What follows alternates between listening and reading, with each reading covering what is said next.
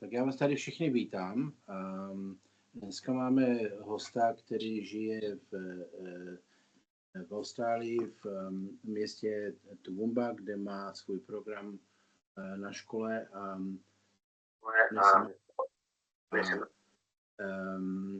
Podle mě je to jeden z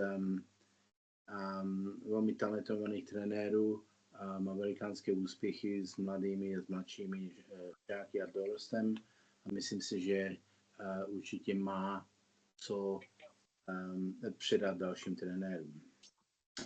Dnešní topik bude, jestli to 1%, a začne vlastně mluvit o tom, o čem vlastně chtěl mluvit, a já se potom do toho přidám. Pokud budete chtít mít nějaké otázky, tak se samozřejmě můžete přidat a uděláme z toho nějakou debatu. Okay, Michael. Again, yes. I introduced you, and basically what I said about you is that you're coaching in Toowoomba. You probably heard that Yep. that name of the city.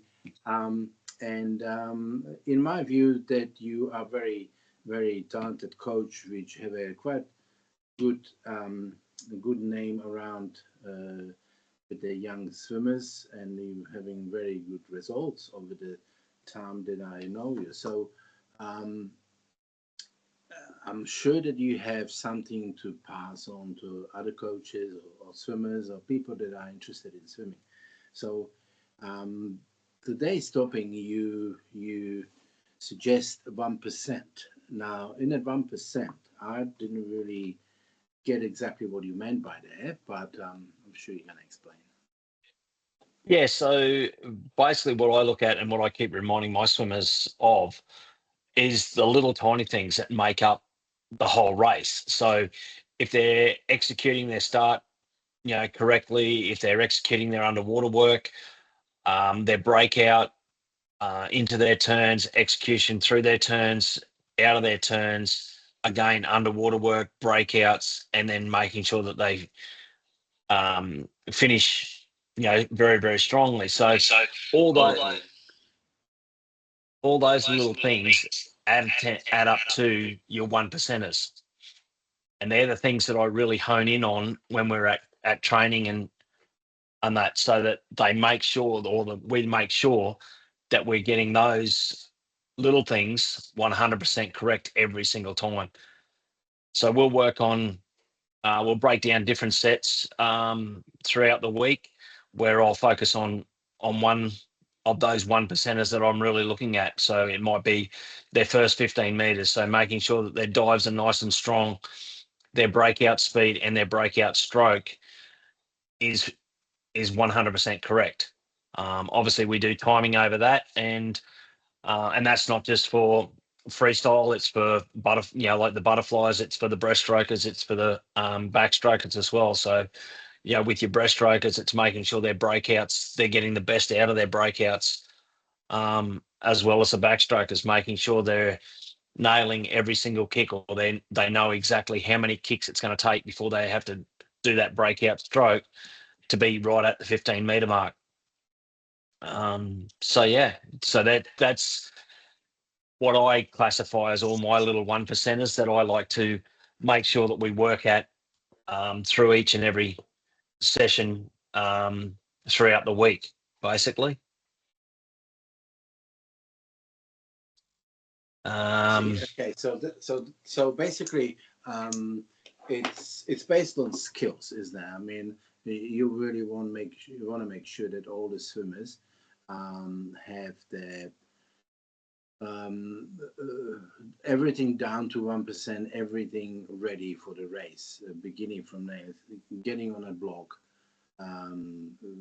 finishing by the touch on the wall. Is that correct?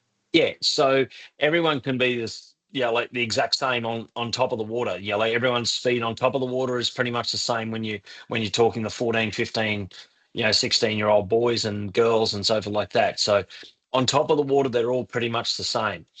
So it's when you get, especially at that higher level. So it's getting down to those finer points of, like your 1%ers are going to be the 1% difference between you winning a race or you coming third and so forth like that. So that's the way I emphasize the 1%ers as their high skill level stuff that they have to achieve in every single race or every single training session. So if we're not executing it right in training, we go back and we repeat until we're at getting it right every single time. Okay. So, Marco, over the years, I'm doing this for many years, and I've been talking to coaches, working with coaches, and always getting this fight back. So not a feedback, but fight back, right? So I say, look, you need to make sure that you focus on the skills. You focus on a good start. You do good turns. You do basically race turns. You do this and this and this. You do have a very good kick. You're working on that kick and blah blah blah. Right? So I'm very putting a put a direction on that skills, and I'm getting back from the coaches that they don't have a time for it. It's no time. They have to their mileage. They have to do this. They don't have a time. What do you say to that? I probably looked at that years ago when I first started. I thought it was all about mileage and putting a lot of volume into the kids and so forth like that. I changed my philosophy on that probably about 6 to 8 years ago, and went purely back to skill-based training. So we probably do probably what I would consider out of the 7 or 8 sessions that we do per week with my group. We probably do 2 real quality speed sets, and the rest of it, every other set. And even in those skills, those speed sets, we do start off with skills in those sets, building up to what I want to achieve as race pace, or close enough to race pace. We do skills in every set that we do, whether it be, and I've got a young guy at the moment that I'm working with very, very hard, because he's the top backstroker in Australia for his age, but he would probably spend, he would do 10 25s of underwater kick, making sure that it's explosive to 15, and then coming up, and then swimming through backstroke, or we go the full 25 underwater so he can get that over distance speed through a full 25 underwater, backstroke kick. Then he might do, like a couple of hundred easy swim off that, and then we'll repeat that again. So we'll do 2 to 3 sets of 10 25s of purely working on his underwater skills. And then again, flip him over onto the front side. We do the same on the front. We do the same on the side. So we might base a kick set for him all around his underwater skill work. So making sure that he's honing in on that underwater skills, making sure that he knows exactly how many kicks that it's going to take him to get to that 15-meter mark, or if we're doing over distance stuff, how quick I can get him from one end to the other end. Like 20, we're in a short course pool, so how quick he can be over that 25, but it's got to be 100% effort every single time. So they might be on a 130 cycle where he's only underwater for 11, 12 seconds.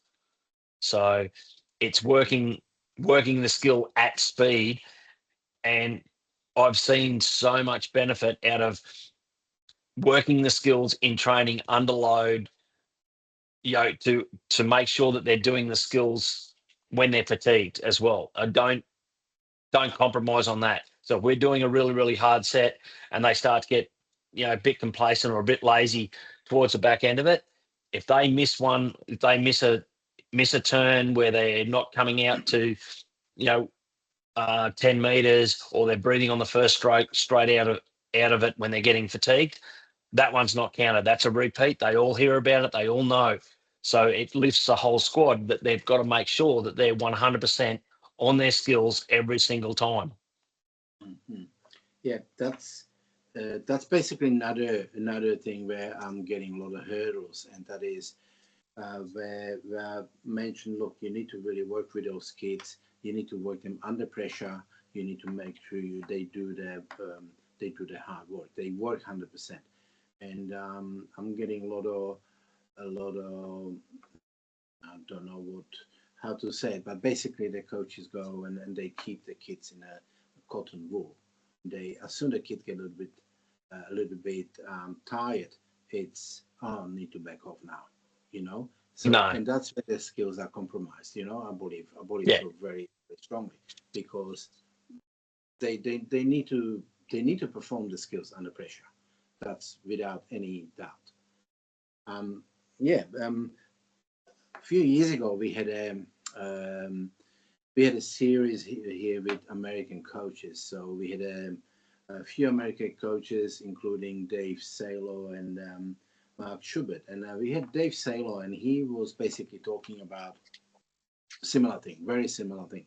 He's working. He's set up mostly sprinting. It's Yep. mostly fast-paced swimming. It's not very hardly ever any endurance, and it's 100% skills. Right? So they have to do all this hard work under skills. So Yep. yeah. So over the time, Like, you said you're focusing like 6-8 years on it. Did you? How much benefit you noticed? oh, immense. You know, like it's like the level of execution, yeah, like really shone through. With the, as I say, I'll keep probably going back to the young fella that, yeah, like is my top backstroker.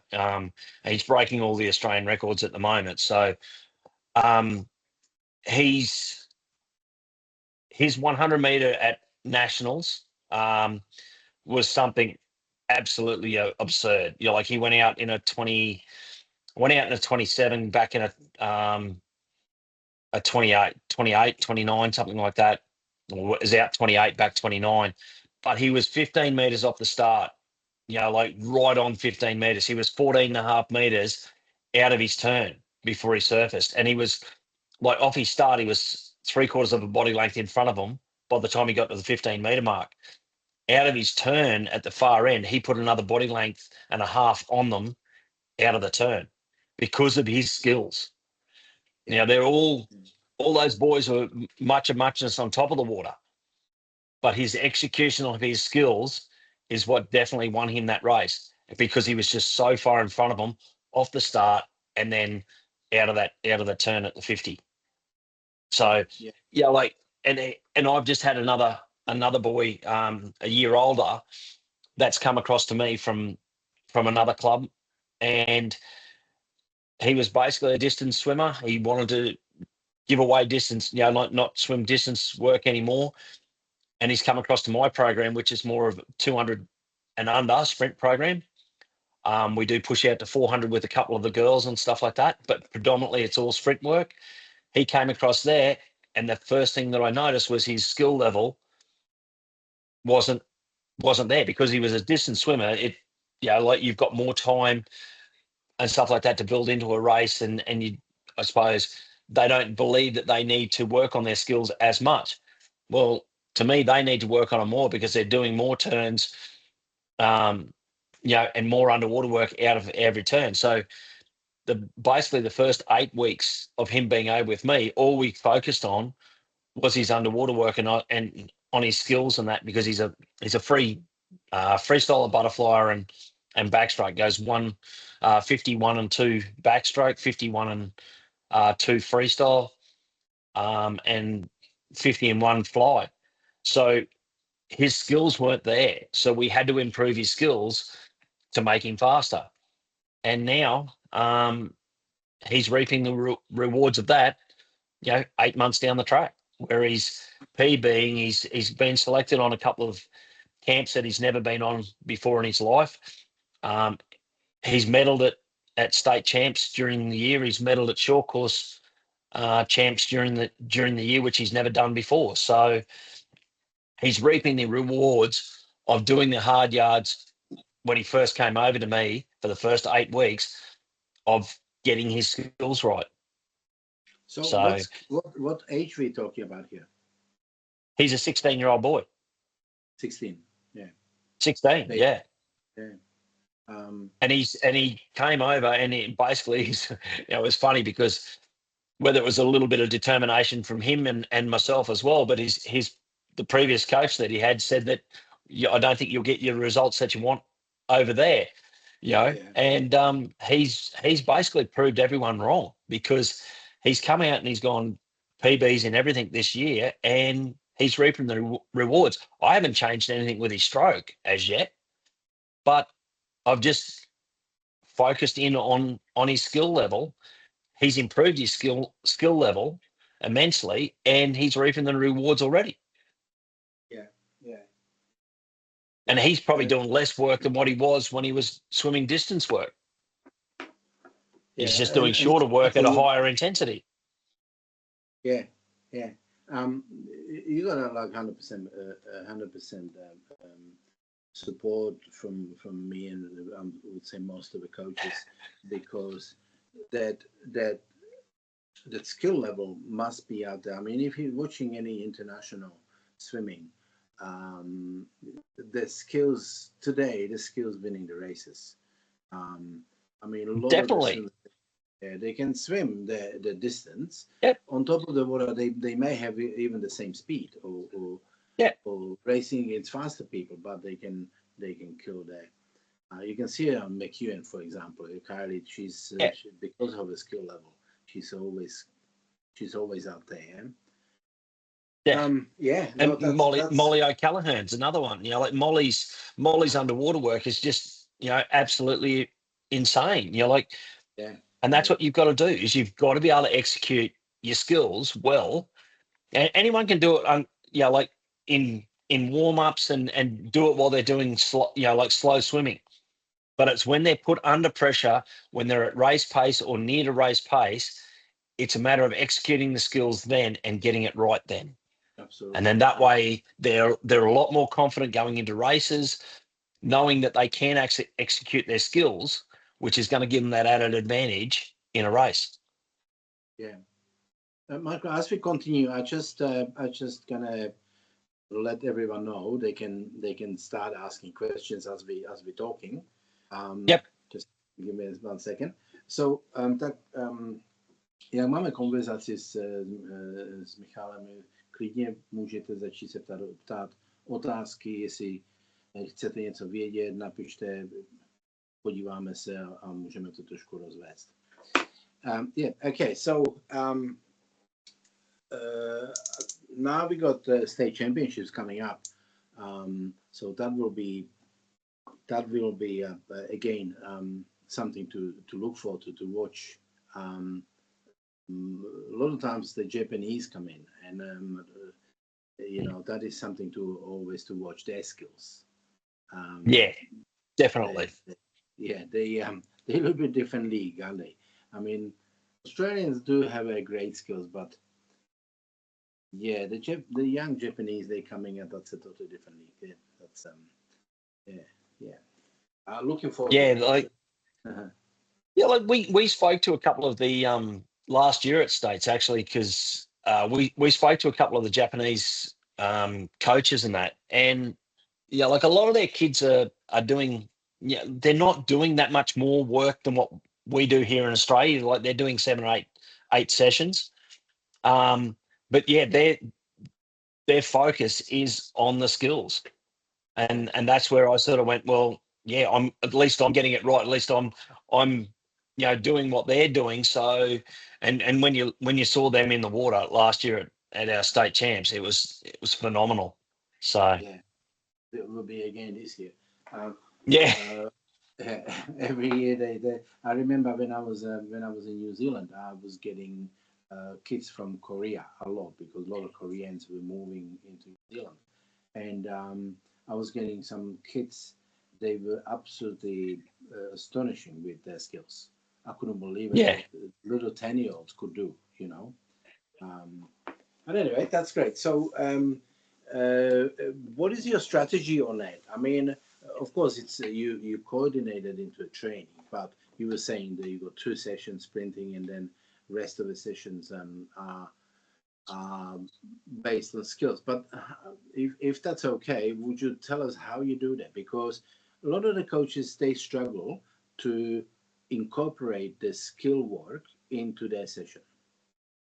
So like a basic warm up for us will be, like there might be just 400 easy loosen swim at the start. And then we'd probably go into maybe eight 850s where they go 25 drill work, 25 swim. Then we'll do maybe down to 6 25 scull, 25 pull.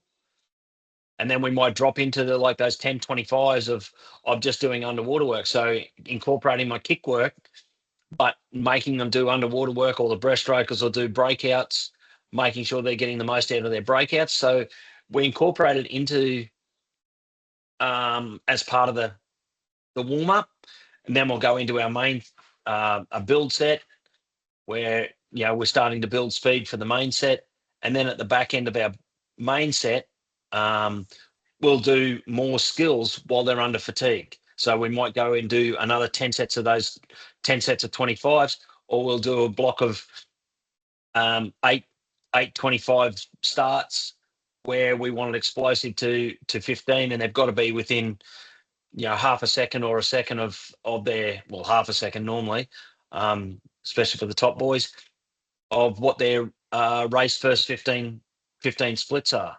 So making sure that they're working that first 15 meters to maximum pace on every single one of them. They might be on a 2-minute 30 repeat. So it's working that sort of stuff. Then easy swim off, and then like kick work always under pressure, under fatigue or under pressure, so that we're making sure that we're maximizing the kick. It's not social kick, which a lot of people do, which is like totally annoys me, because what's the purpose of doing kick work if you're not doing it at maximum speed? So all our guys now have different set targets, but if we're doing them on like a 115 or a 120 50s on a 115 or 120 cycle, they've all got set targets of what they've got to be under. So the top boys are on, when they're doing their backstroke work, they've got to be sub 35 seconds for their 50 kick, and that's allowing them to do their full 15-meter underwater work out of both turns and kicking backstroke, or their freestyle kick's got to be on under 40s, I think they are now. So it's doing it at maximum, like the kick work has got to be done at maximum speed to get the benefit out of it. If it's social, then it's not worthwhile kicking. That's a very good point. While we're getting back to the kicking, look, kicking is something that a lot of coaches said it's waste of time. That's what I've been told that so many times. And I don't really want to be rude towards them, because once I get this response that kicking is waste of time, I understand the coach is not worth it. It's not a person that understands swimming or understands the sport, because kicking is the engine of it's the motor of the stroke. If they don't have a motor, how they can perform on the top level? So that's basically me. But anyway, with kicking, you said it twice that social kicking it's pointless. Yeah. 100%. Yeah, absolutely. How you gonna stop that? So you've got like a kick sets which are specific. Yeah. So you go like a 10 25. 10, yeah, and we do over. We'll like I'm not a lover of fins, but if I'm putting fins on the kids, they're going over speed. It's not fins there just to take unless they've got shoulder injuries and we're dealing with that sort of stuff, to take the pressure off the shoulders. But predominantly fins are there to do over speed work, so that they can feel what it's like to be swimming or kicking faster than what they would at race pace. So that's the only time I use fins in any of my training sessions, is when we're doing over speed work. So yeah, I'm not a lover of fins. I don't believe that they They do to a certain degree, but I don't believe that they promote a good kick, because they use the power of the fins to actually propel them through the water, so they're going faster, but they're not actually kicking fast. They're kicking slower. So you want the feet to be actually moving faster, so that way I do it without fins and get the speed there. If we're putting fins on, then we're kicking it over speed so that they're actually getting the propulsion, but the speed's got to be there. Yeah, if that makes sense. It's always difficult. Yeah, I understand exactly what you mean. With the fins, it's always difficult because some coaches are very pro fins. They love fins. Some don't. Yeah. Some are neutral. I believe that it's quite individual on the kids too, because a lot of kids have difficulty kicking.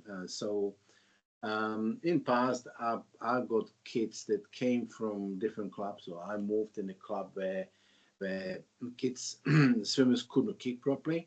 So and it was really late in their development to actually develop the kick properly. So we have to compromise somehow. So we use the short fins to give them some sort of power, some sort of speed.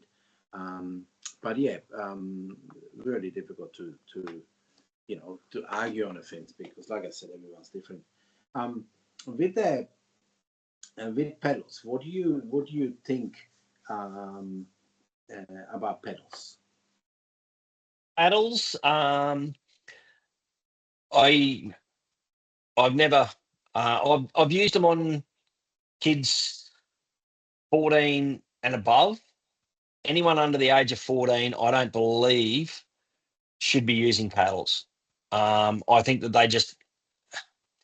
they overload the shoulders, unless they've got the correct pull technique and everything like that, and they're activating the muscle correctly through that pull phase and everything. I think it loads up the shoulders way too much and can cause, or and has caused, I've seen it where coaches have used them way too often on kids, and they end up blowing shoulders and doing all sorts of weird and wonderful damage to different muscles in and around the shoulders and scaps and so forth like that, because they're not developed enough to actually be able to hold the paddle. Yeah. So I don't like using a lot of paddles. If we're doing pull work, it's pull without paddles and that on, so that they can actually feel the water a lot better on the palm of their hand. Paddles give a false sense. Paddles give a false sense of achievement, in a sense. So yeah. Okay. And I'm going to run more. You already answered one question. One coach was asking basically what's the typical session look like. Okay, so you already answered that. I've got another question, which it's quite, I think it's interesting, and that's so you have a kids which they work. No, put it this way: you got a coaches which are working the kids very hard. They do a lot of mileage, and they basically have a speed through endurance sessions and speed through endurance sort of program. So the kids over the time, they really do a lot of work. Okay, however, what they most likely they don't last. Right? They don't. No. I would say, no. Yeah, 90% will go, right? Yep. If not more. What do you think about that? There's one at another club at the moment, and I'm trying to convince the parents to back him off.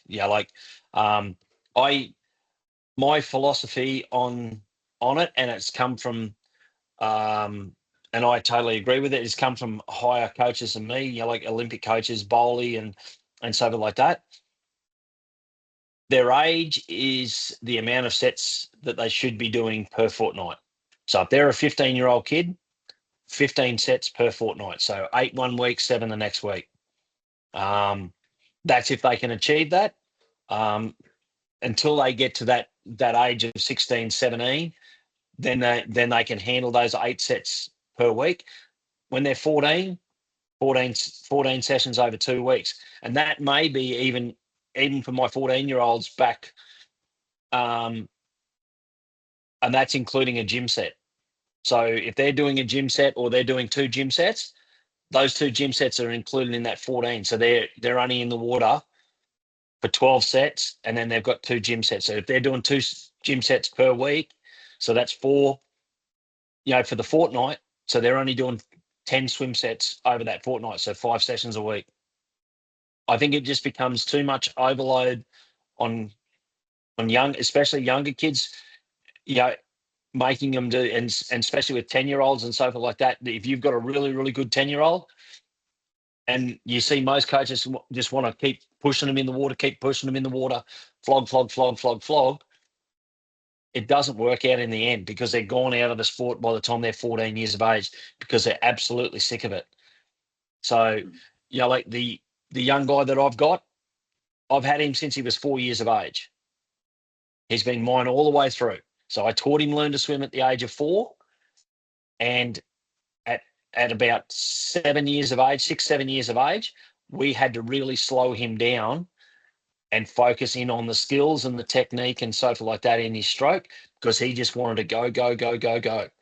So it was a matter of pulling the reins back in on him, getting him to get the skills and everything right, and let him go through those couple of years. At the age of, I think it was 10 or 11, he had probably his worst ever plateau where he just wasn't improving, and that it was stuck on the same sort of times.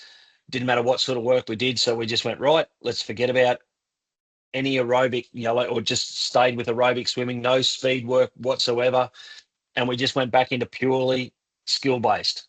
And every set he did for about 3 months, 4 months until he grew. He was basically going through growth spurt and all the rest of it. And he just plateaued. He'd lost all the feel for the water, everything. So we went back to purely skill work, focusing in on it, no volume in his training whatsoever, and came out the other side of that. And all of a sudden he dropped, like 2, 3, 4 seconds in a matter of, 2 months or something when we got back into loading him back up with some volume and with the speed work into the next season, basically. But we just took everything out of it. Took him out of a couple of carnivals that we were going to swim, and just honed in on the skills, got him feeling the water again the way he was meant to, and we reaped the rewards of it. And now he's just turned 15. Nationals in April of this year. Won the 50 back, won the 100 back, won the 200 back, broke the 50 back Australian record, broke the 100 back Australian record. So that's great. That's great. What I hear here, it's fantastic. Because I personally believe into that a lot. I work with coaches from all over the place, and when I'm sort of trying to explain them this sort of things, they go, well, I can't do that because the parents pushing. They always pushing me hard, and I have to do this. So the kids, if I don't push them, they will leave. They will go somewhere else. And this sort of excuses and this sort of comments. What do you think about that? What you got? You got something to add to that? It's the parents have got to, they've got to trust the coach, and obviously they're not trusting the coach to work with their kid. And that obviously if there's big clubs and big squads and that around and so forth like that, and you've got the numbers, then, and I've seen coaches in Brisbane do it. If parents are barking, I want him to do this amount of sets, I want him to do this, and you just go, no, that's not what he's doing. This is what he can do with us. If you're not happy with that, then go somewhere else. Or it comes back to having that conversation with the parent and explaining to them, do you want your kid to be in the sport in 3-4 years' time? Because if you do, well, then allow me to develop the kid the way that he needs to develop. We don't have Olympians at 14, 15, 16 years of age. We have Olympians when they're 20, 22, 23. But if you flog them, and parents are the world's worst at it, they're trying to live their life through their kids if they've got a good one. If they don't back off when those kids are 13, 14, 15, if they don't back off and let that kid naturally develop, then they're not going to be in the sport at 16, 17, 18. And that's when you want them in the sport. So it's a matter of having those hard conversations, I suppose, with the parents and asking the question, where do you want your child to go? If they are a good level kid, if he's making national finals or whatever at the age of 13, 14, 15, great. There's still progression. There's still more that you can bring into the kid. There's still that drive that he wants to make. He wants to be on the podium and stuff like that. So you've still got him there. But if he's, if he's not winning medals, or if they're winning medals and the parents are constantly driving, but the kid's not really buying into it, then he's going to be gone from the sport in a couple of years' time because he hasn't got the love for it. Yeah. Like my guys, my guys in training at the moment, and because we're, these next couple of weeks we'll start to ramp up. We're 5 weeks out from states, but the last couple of weeks, my boys have mucked around that much in training. It's not funny. Why? Because that's the honeymoon period before the workload comes in. The next 4 to 5 weeks or the next 4 weeks is going to be solid. And I've told them that, right? You can have your little bit of fun in that now, but these next 4 weeks, I want you to switch on. We focus on what we've got to achieve at states, and we knuckle into this workload that's coming up. So, and that's the good. And once we get out of states, they get a couple of weeks off. They come back to the pool freshened, and then we reset and re-go for nationals in April. So again, they might be able to joke around a little bit in training for the first 3 to 4 weeks while they're getting the feel back to the water after having a couple of weeks off, and we're just starting to build in the aerobics, aerobic work and that right at the start. But as soon as we switch the gears, all that mucking around stops. They hone it, they focus in, and we move forward. And I get the best out of them that way. I allow them to have that little bit of fun and muck around, and they joke in amongst, like I've got probably about eight or nine boys in that squad now, and they all muck around between themselves and have a bit of fun and that. But it's all good for each other because they're all encouraging each other, and they're all swimming. When we turn it on and we start doing racing in training and stuff like that, they're all 100% gas. Like when I'm pulling, if I'm pulling times that are +1 on their PBs in training from, I'm stoked. They're on. Yeah. And especially under workload, because that when it gets easier, they're going to freshen up and they're going to be feeling that water so beautifully. It's not funny. Yeah. So I'm gonna try to see if we have any questions. There is quite a few people in here today. And I hope because they are, when I start looking at the coaches here, they probably mostly working with younger generation, so they should have some sort of question. They should want to know other things. So give me a second here. So tak teď mám chvilku dám možnost, že byste se mohli ptát. Jestli se chcete zeptat mě nebo přímo Michaela, tak máte možnost. Jo? My ještě budeme pokračovat, ale prosím vás, jestli máte otázky, tak klidně začněte. Okay, Marco. Tak so I'm gonna try to sort of break down a little bit the skills. Oh, we got someone coming. No, that's not a question. No, someone's just this David Solomon left and came back about 4 times. He must have a bad signal. With the skills, so we're talking about starts, turns, finishes, reaction, underwater water breakouts, all that. With the starts, for example, I had this little thing going on. Basically, every session we have started with a proper race start. All right, meaning they had to come on the block, take a mark, and start them off properly.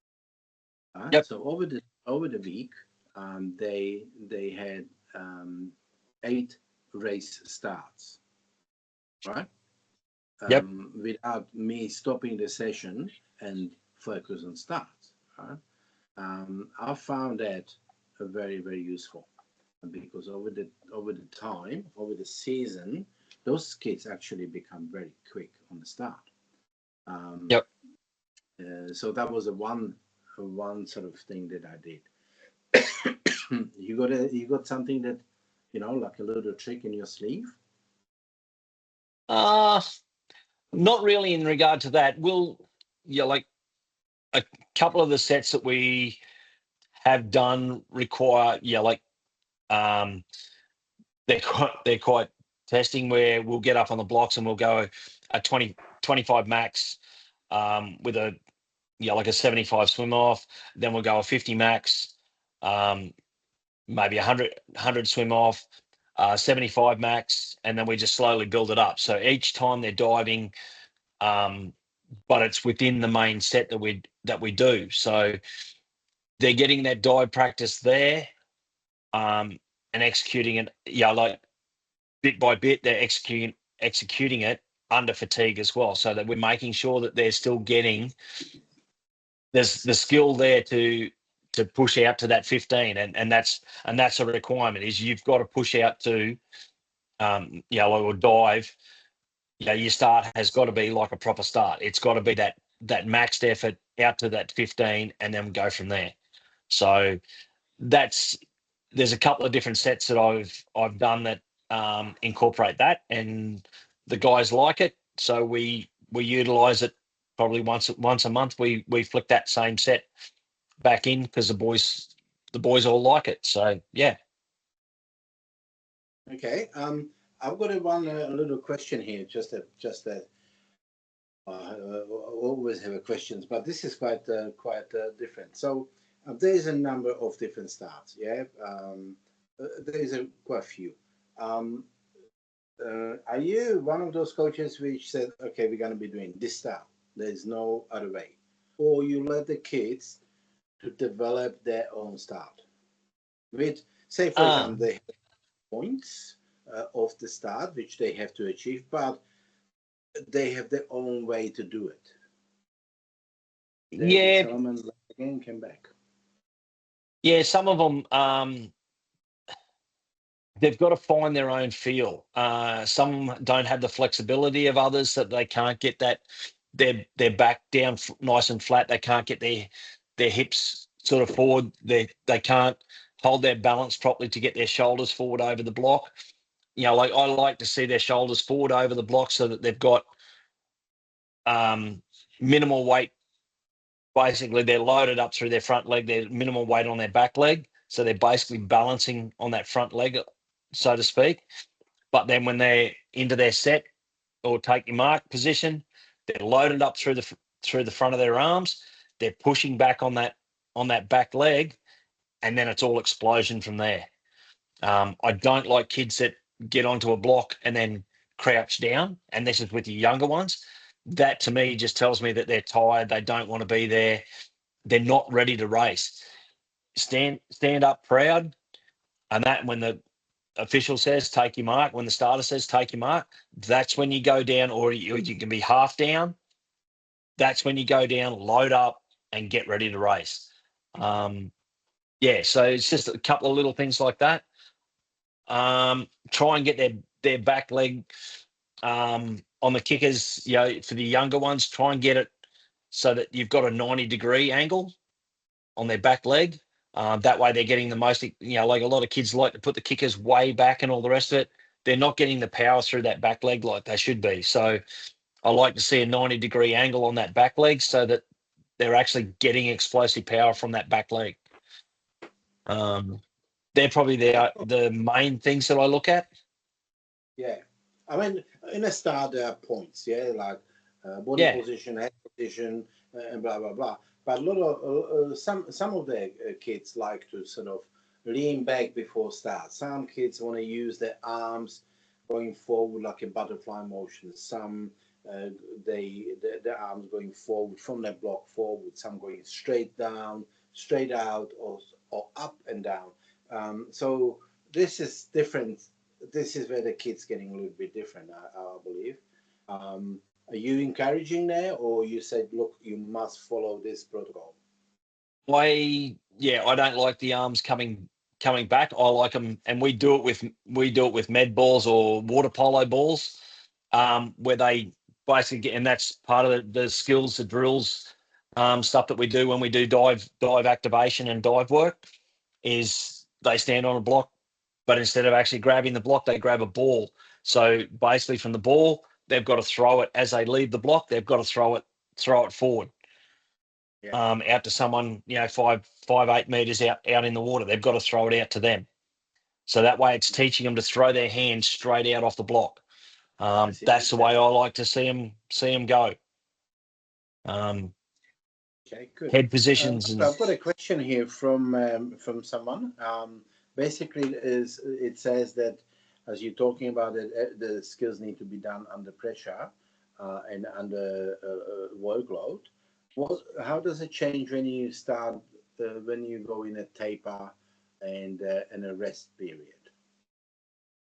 Yeah, so in our probably in the last 2 afternoons in our taper. So like we train a double on a Monday, a single on a Tuesday, double Wednesday, double Thursday. So the Wednesday afternoon set, we don't train on a Friday at all. And then if we've got the carnival on the Saturday and so forth like that, on the Wednesday afternoon, it'll be purely all skill set. And then so will the Thursday afternoon. So we might do basic, like around about 1,500 warm up with mixed, like skull pull stuff. Like I said before, drill, swim, swimming. If they're doing IM work and stuff like that, they'll work through some IMs and stuff like that, or they'll do some stroke Pacific stuff in their warm up, and then we'll go into say like 20 minutes of where we're doing turn work from the middle of the pool. So we'll have them all out in the middle of the pool. One goes one way, one goes the other way, and we work just maybe 4 or 5 turns of each turn, getting the maximum amount of power out of our turns and so forth.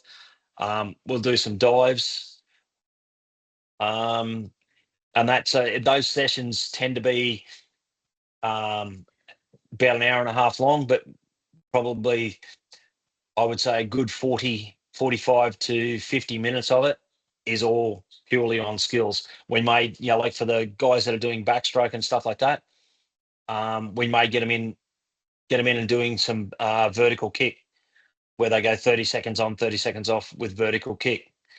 Hands on top of the water, elbows on top of the water, and then up into a streamline for 10 seconds. So we rotate through that 10, 10, 10, 30 seconds rest, and we do that 10 times through. So there's 10 minutes of just pure core work and vertical kick work, strengthening up the fly kick. Do some dives where their dive explodes for 25, and then easy swim off the back end of it. So there's not a lot of volume in it, but it's all high intensity. It's all done at speed, at race speed. Okay. So you basically, as normal taper, you will start dropping the volume, but you will doing the skills under the top speed or okay. I hope that's it's an unknown user, but I hope that answer your question. If anyone have another questions, you can ask and jump into it, ask us, or write a message down. We can answer that.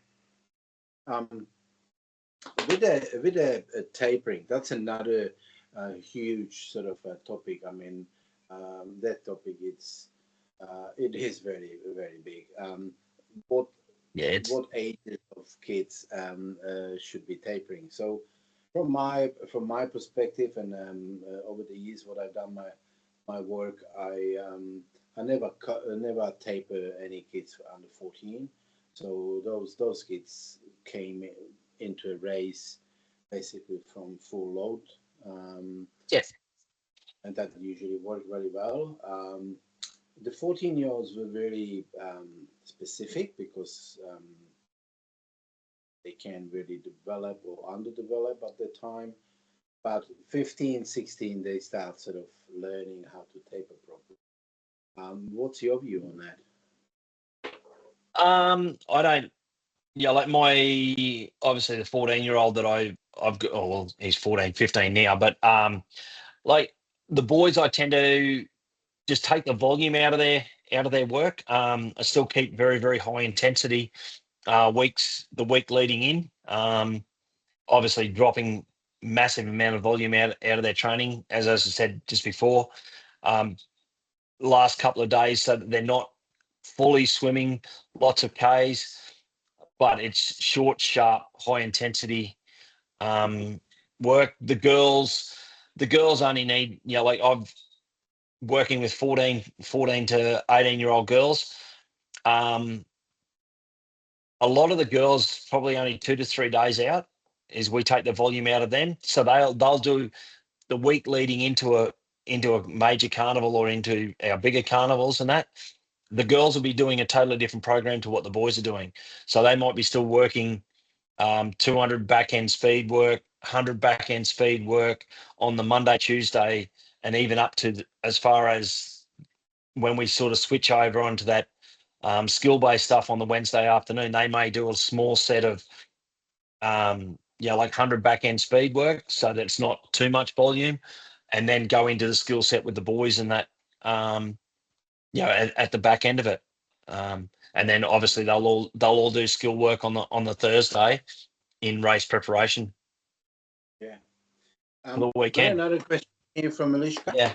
Alishka asking if you can give us some examples of the drills or skill drills. Skill drills, I tend to, like with the dives and that, we do dive activation. So to getting them to obviously get their muscles and that fired up to start off with, is we basically just get them up on the block, and it's a bit of fun. And especially if you've got the younger kids, it's a ton of fun for them. You get them up and 2-foot jump straight off the block. We do a couple of those, and then we put it into where they're doing a 2-foot jump into a streamline position, jumping out as far as they possibly can. And then we do one-legged ones. So we go 2 feet, 2 feet streamline, one leg streamline, and then we'll start to do the dives where we want their setup position. So basically standing on the block, foot on the kicker, and then you'll get them to lower themselves into a halfway down with their arms at a 90 degree on their so basically like such, and then you're bending them over and then shooting the hands to the top as they dive, so that they're getting used to throwing their hands straight out in front of them as they dive. So we do that from both feet, and then we get them to do it different feet. So we'll use the right leg to start off with, and then they've got to lift their back leg up, so they're actually doing it off one leg as well, and then change over left leg, right leg up, and do that, and then we'll go into normal dives, and then we start to time them over. For the little kids, you can start out timing them over 10 meters, and then take it out to 12 and a half, take it out to 15 meters. That's our dive. That's my dive sort of progression that I work through, dive activation. It's a bit of fun for the kids. They all love it. Turn work, getting the kids to actually get to tumble turn is the best one I've found, is the 2 kickboards, one under each hand, and actually making them use their core turn themselves over, not relying on the momentum and speed that they're carrying into the turn, and it also gets them to turn straight. So what you want them to do is go in and you just do it down the pool. You can have them all lined up down the pool, 2 kickboards, they kick along, and then it's tumble turn.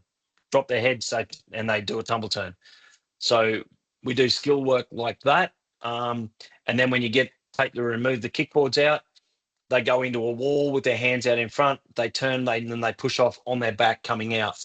So you want them going in and coming out straight. And then obviously you add the kicks into it, 2 on, and then we start out going 2 on their back, 2 on their side, and then 2 on their front. That way they're getting used to going underwater and getting out to 7.5 to 10 meters. Then it's up to, like progression from that is doing it with a little bit more speed, a little bit more speed, a little bit more speed, and up to race pace. But a lot of my guys, and that will turn now over the period of time that I've had them. They'll go into a freestyle turn and they'll actually be on their back for the first part of it as they're coming out. So they'll be straight on their back, kicking on their back in a backstroke basically, and then onto their side and then up onto their front.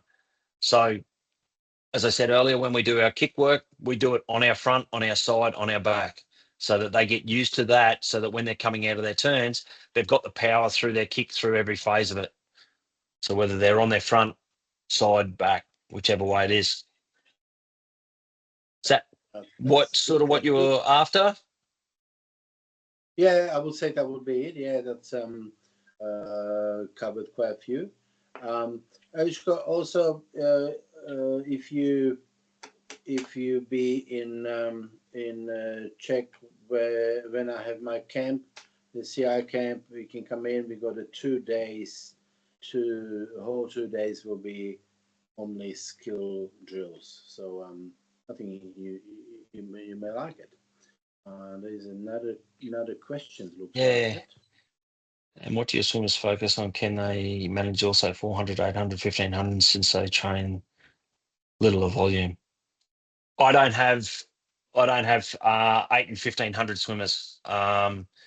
Purely my guys, as I said at the start of it, we basically run a sprint program.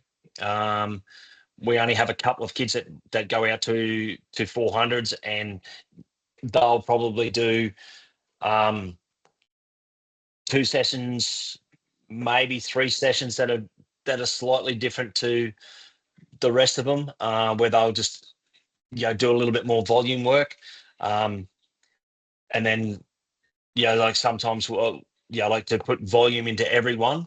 We'll make them do a distance set to suit our 400 swimmers, where we might go a set of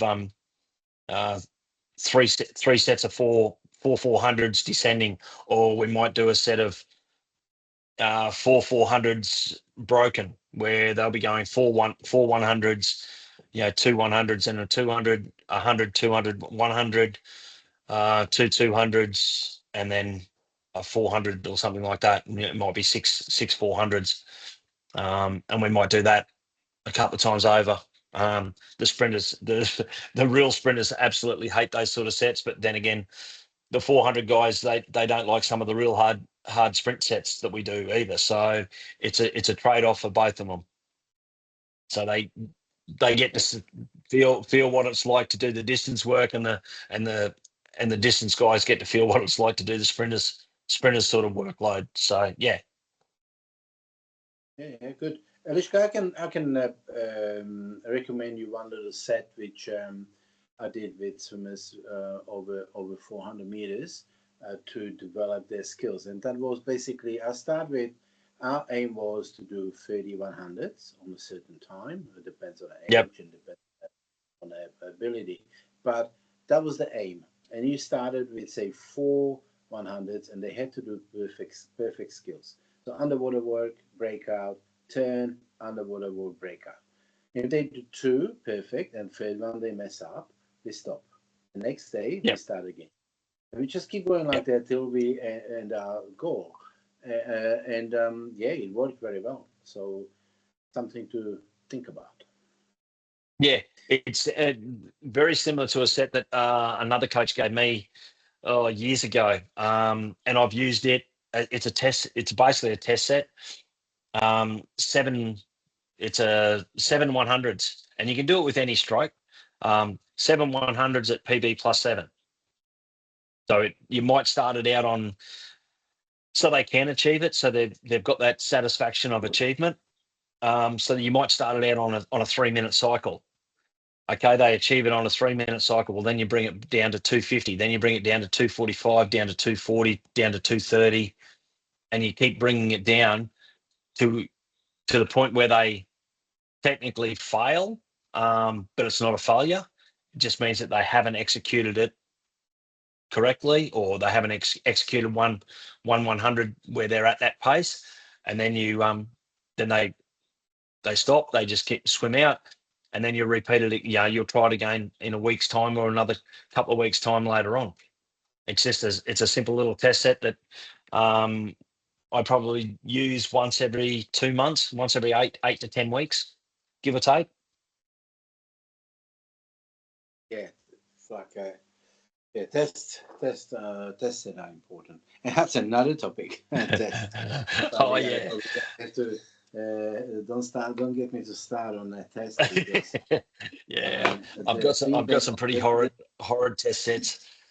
Yeah, and I have, tests are not the problem. It's the coaches. The coaches go, we don't need to test.